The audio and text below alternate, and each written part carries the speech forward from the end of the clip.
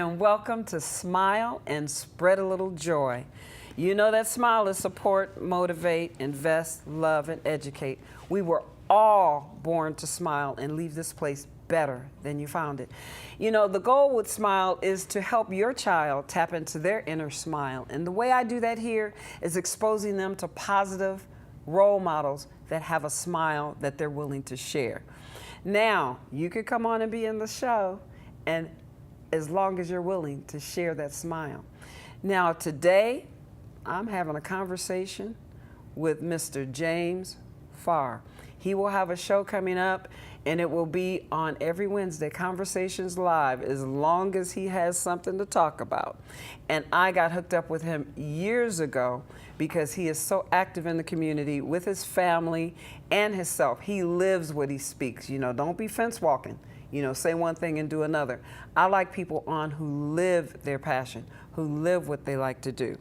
So without any further ado, because I want him to tell you what he loves to do, we have James Farr, Conversations Live with a Smile.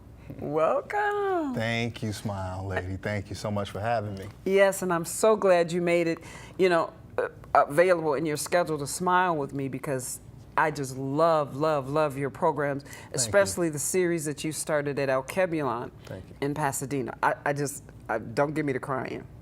I did too much on this makeup right now. Don't get me to crying. You are touching on subjects that we need to hear, especially from our African American kings.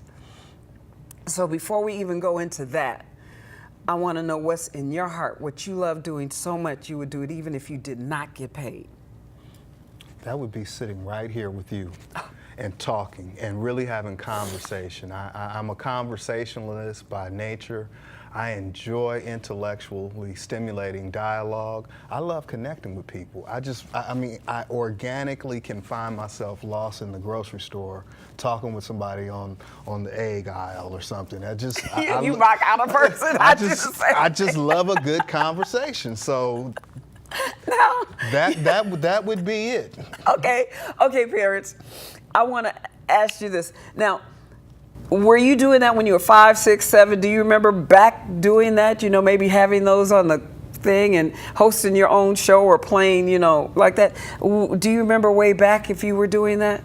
Had I known that there was a pathway to being on television, to creating media content, to maybe possibly being a Bernard Shaw or Ed Bradley or some of the other ones that I saw as a kid growing up, I would have probably entered this space much sooner. See? But what I do know as a kid, yes, I was producing shows, my own shows. Yes, I was talking to myself. I'm the youngest of 3, and my siblings are much older than I am. In high school, I was a radio DJ. See, you know, I knew it.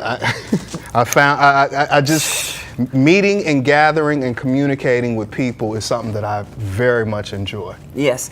Now, his daughter Kennedy, fruit doesn't fall too far from the tree. I'm telling you, this girl is gifted. I went to see her recently in a play, and I went to see her, and I got caught up in watching her. I should have been watching the entire play. But I noticed her off-screen time was just as magnificent as her on-screen time, and that's important. And for you as parents to see your child's gifts, because you said something to me that touched me. Look at the chill bumps. You see them? Okay.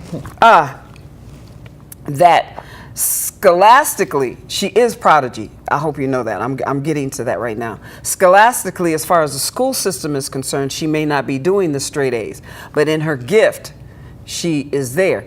And you are wise enough to see her gift. And that's what I'm trying to tell you, parents. You have to watch your child before they start school and get tainted by that peer pressure to see what they love to do and nurture that. There was a child that said to their mother while I was working on my master's, she said to her mother, "Mom, why are you trying to make me a rose when I make a perfectly good carrot?" So sometimes we try to make our child a rose when they may be a cactus or a carrot or whatever. and you have to nurture that. So thank you, because that's basically the way I was when I was younger. I talk to myself, I talk, get some water, Jesus come back, I'm still talking.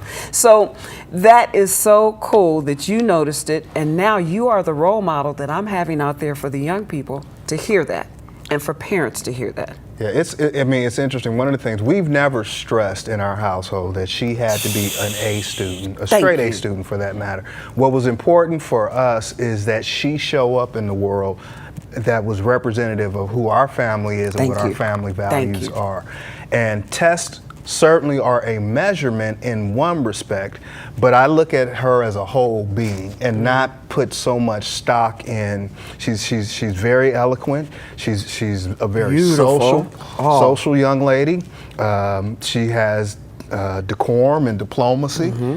She can engage an adult like an adult, but in a still childlike, respective way. These are things that we fostered in her, and since she was a baby, I mean, my wife and I took her everywhere with me. I took her to meetings with me. It became a part of who she is. So when you kind of look at it from a neuroscience standpoint, from 0 to 6, her environment was very much seeing her mom and dad in leadership roles. Yes. Her mom and dad out in the community. Her asking me, Daddy, do you know everybody? Because you sure speak to everybody. And I said, baby, it's who I am. I love connecting with people. Yeah, and you know what I admired? You were at the Young African American Women's Conference with Kennedy. Yes. And Kennedy was on the carpet hosting the show along with her dad. I mean, this is not a man that just talks it.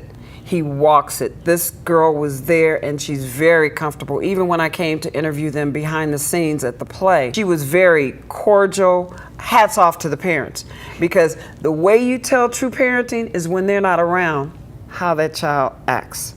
And you could tell it was ingrained, and how she says, no ma'am, I have to go out and check with my parents before I speak to you. No, Miss Smile, I have to go get my paycheck. I'm like, oh my goodness. That's my baby. No, I'm like, okay. I mean, this is really a tribute to you and Tamika's parenting. I just can't say enough.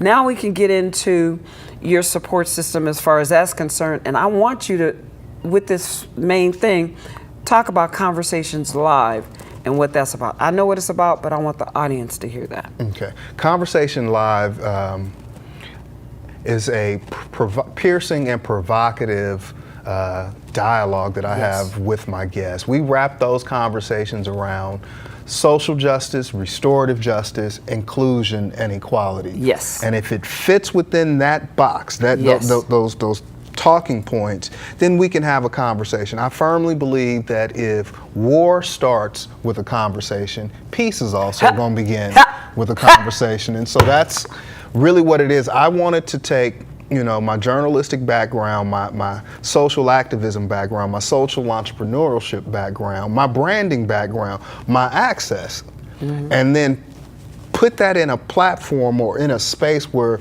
people could choose to engage with it and choose to share it. But it was never about an ego. It was never about numbers. It's really about having authentic dialogue and really peeling that onion back. And I think that's what we accomplish on the show.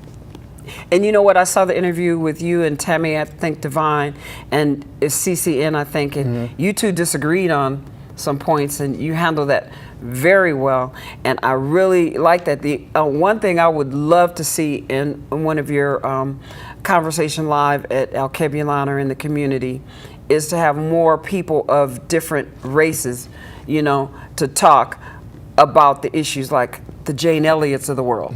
I love her. She's one of my sheroes, you know, and, you know, where sometimes it takes somebody from the race that's being oppressing to speak on it, to speak out on it. Because if we talk, oh, there they go again. It was a long time ago, and that was 400 years ago, and they still talking. No, you have somebody, the persecutors on here, you know, their history back and talk about it. They listen. They tend to listen. So that's the only thing I would like to see more of when I go out. You know, it's just like Black History Parade. White people don't feel like they could come to a Black History Parade. No. They got to have a special, you know what I'm saying? They need a special invite. They don't especially invite us to the Rose Parade. Well, let me help me with that. Let me say this. What I learned through a lot of mistakes. First and foremost. I know you're younger. You could teach me. I learned from making some mistakes. When we first embarked on this contemporary of organizing around what we're doing at Alkebu-Lan, we did make some mistakes. We tried to improve those things. We organized again. More people came. And it was through the learning process that I went from Alkebu-Lan to lecturing over at the Pasadena Jewish Temple. Oh, and I'm part Jewish. And from that experience, you know, we gave a call to action. Rabbi Marv Gross answered that call. He and the rest of the members of the Social Justice Committee, and they wrote a very scathing letter to the city manager as well as the mayor and all the city leaders. And so we extend the invitation out to everyone. Who shows up. I have no control. Exactly. And I remember someone asking me, and I don't think they meant anything by it, but they're like, well, how many people do you think are coming? And I looked at them like, I'm not selling tickets to this thing. I mean, there was no RSVP list. There's no way of knowing how many people are actually going to show up on a Thursday night at 6:30 in the middle of football season and watch a young man be assaulted by the police. I just don't know. If no one comes, then no one comes. 80, almost 100 people came. You know, and so everyone is welcome to come and share their voice. And for some people, you may need to come and just be quiet and listen. Hello. Sometimes I need to. Hello. But you know, but Smile Lady is always there with that energy, and she is always adding to the conversation, never taking away from it, but adding to the conversation. And that's one of the things I really love and admire about you. Yeah, and this is something that just came up recently, and not on YouTube. I didn't get it. This happened to me personally. And I'm culturally, you know, involved with a white person, you know, that's older in this, and they were looking at the things I did, and they wanted me to teach them and whatever. And so I said, you know what, look, you need to come over to Leimert Park with me and go to the soul food restaurant and this and that and the other, you know, because I think we need to interact, you know, socially, different cultures also. And so the one question to ask, and it took my breath away, are you going to protect me? I did just what you said. I mean, it just took me, and I know it was innocent. I know it was innocent. I pray it was. And then I said, okay, I had to take a breath because, you know, the person was older. I wanted to be respectful. I didn't want to come out the way I felt like Bonquisha coming out. I said, do you protect me when I go to Beverly Hills, or do you protect me when I go over to, I said, I never thought about asking you to come protect me when I go to the white side. Do you know that's still in some people's head, and it automatically comes out? Are you going to protect me? But that's the first thing that came out. I bet when you are in some of these other neighborhoods, you are thinking about your safety, but through from a different lens.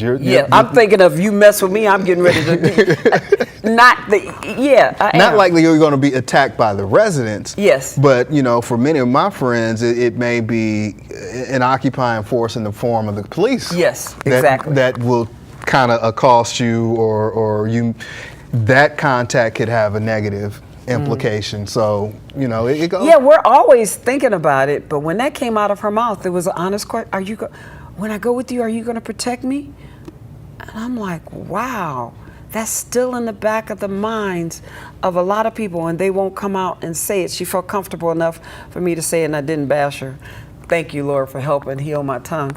But that's what it is. So your support system in that was your wife and what you really wanted to do, and that your motivation. I heard that. Now, the way you give back to the community is what you're doing with these series, right? Yes. They're free, right? Absolutely. That's what I'm wanting to get out there. Absolutely. They are free. You know, service comes in many ways. You know, some people are very visible. Some people work behind the scenes. I've been fortunate enough through these series to be supported by a coalition of organizations, the NAACP, POP. And AACP, thank you. And AACP, excuse Thank me. you, I'll correct you. POP, CCOP. Tell them what POP is. POP is Pasadenians Organizing for Progressive. I've been supported by the ACLU, the Interministerial Alliance, and so it's, while some may see me, it's not just me, and Exactly. specifically Flo Anang, who has just really been the glue to this whole thing. She doesn't get a lot of credit. She's not in it for credit. You know, I would be doing the same work, but I've understand that my assignment is to be somewhat in front of this situation. And I mean, it's something that I had to grow to be comfortable with. The experience I'm having in leadership at Pasadena is really helping that develop in me. I'm opening myself up to being very vulnerable. But to answer that question about my support, yes, it is first and foremost my wife, my 2 children, you know, and my circle of friends. And so most of the time when people ask me, James, what do you do? My answer, my resume really only consists of a couple of things. I'm a husband, I'm a father, and I'm a social entrepreneur. Anything else, you know, really doesn't matter, because in that third tier is where everything else that people see, but who I am first as a husband and a father. And me, child of a creator, and I'm a general contractor for youth, helping your child tap into their inner smile by exposing them to positive role models like this. I'm a general contractor for youth. And don't let me see you out there violate. They can put me in jail and throw away the key. Violating and really abusing our youth and really poisoning them. And I see that a lot. And that's why I met your wife, you know, working in that group home for about 11 or 12 years, where she was sort of like the director of that home, you know, teaching them, look, I'm not teaching you how to be in prison. I'm teaching you how to be free, to share your smile. And those systems tend to teach them how to stay imprisoned. And I noticed your wife, she was on the same page of teaching them how to be free and this and that and the other. And a lot of times I felt so helpless, because the system is against you teaching them to be free, because sometimes it's about the money that they get from them beds, as opposed to teaching them how to be out there. Now, we got with that love, I know, and feel the love you have for this. You can weave that into your education. You mentioned it just briefly. Your education behind your purpose. What is that? I did attend college and found myself bored. I tried the one-size-fits-all and quickly learned that I am much more of an experiential learner than I was an academic learner. And so my sophomore, junior year, I dropped out of college, accepted a job in Los Angeles in music marketing and radio promotions. And from there I went on to work with the House of Blues. I was the youngest talent booker on Sunset at that time. I worked with I produced Tupac's last live show and Super Bowl halftime show. I produced events at the Olympics back in '96. I was in the park when the bomb went off at a very young age. My office for 10 years, 9255 Sunset, Michael Jackson was my next door neighbor, MJJ Productions. And so in that building, it was for 10 years, I got what I considered a master's education. That's what I'm talking about. In intellectual property. I would ride that elevator up and down. Don Cornelius was on one floor. Brett Ratner was on another floor. All these major entertainment companies were in this building. And I was a kid with a corner office, so what I would do on my way down is stop by your office and say, hey, I know you like Snickers. You want a Snicker? You're like, nah, I'm cool. I'll bring you a Snicker anyway. What that gave me access. What I learned is access creates opportunity. Exactly. So I would have access to ask you a question, and you would teach me everything you knew. And then I had interns that went to some of the best business schools in the country. They didn't know what I didn't know, so they taught me everything they knew. And so from there, I kind of, you know, mashed it all together, and it shows up in what you see now. And so experience for me was a better teacher. Life experience has made me more mature, and you know, it is something that I am innately doing. I don't feel like I'm digging a ditch. So being here with you is really a pleasure and an honor, because this isn't work for me. This is just what we do. If we were on the phone right now, we look up and it'd be 45 minutes later. Like, James, I gotta go. I gotta go. That's exactly what we do. And we done went to Ghana and back, all in the conversation. And you know what's funny? You know what's funny, people, is in school, in the 50s, when I went to school, and in the 60s, it was abusive. Number one, I was on Mensa, and they used my IQ against me as opposed to thinking I cheated on everything. But one thing, and I was recently tested, and I'm 5 points even higher than that. So I could have been like Martin Luther King and went to college at earlier age, but of course they weren't going to tell me that. But what the point I'm trying to get at here, it was so abusive. I had the dunce caps, I had my head, I don't know if you remember that, head in the desk and books, and every book that fell off.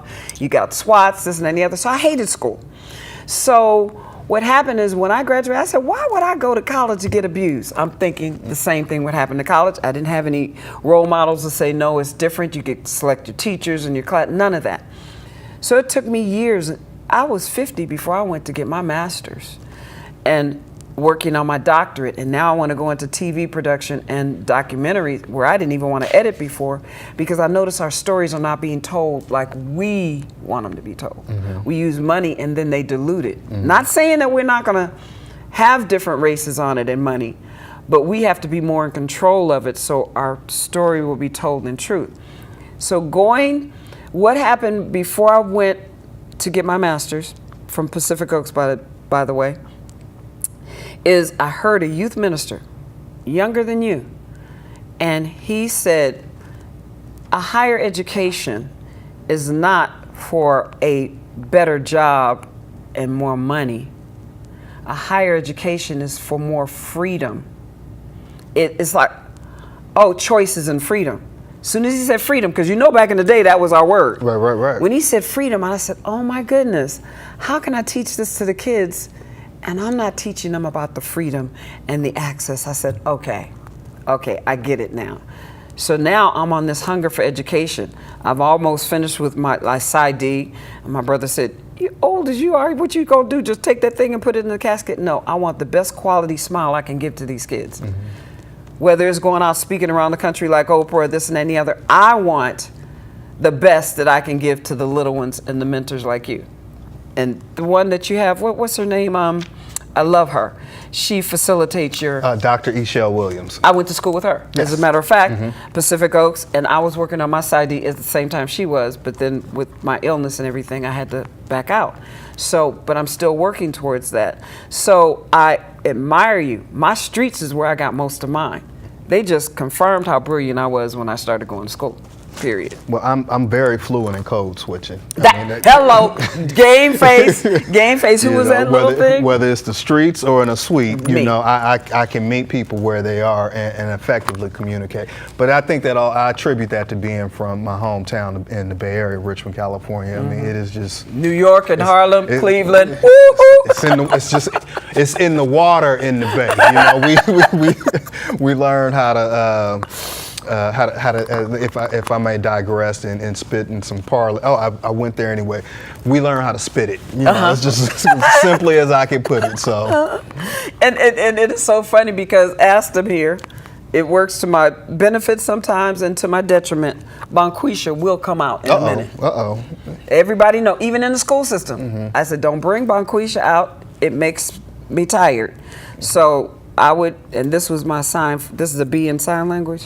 When I would do this, they know, and the boys tried to provoke it, but the girls were scared, you know, but I just really want to know, we have to code switch. That's bilingual. You have to code switch. And a lot of people don't know it. They expect you to be, no, sometimes it ain't like that.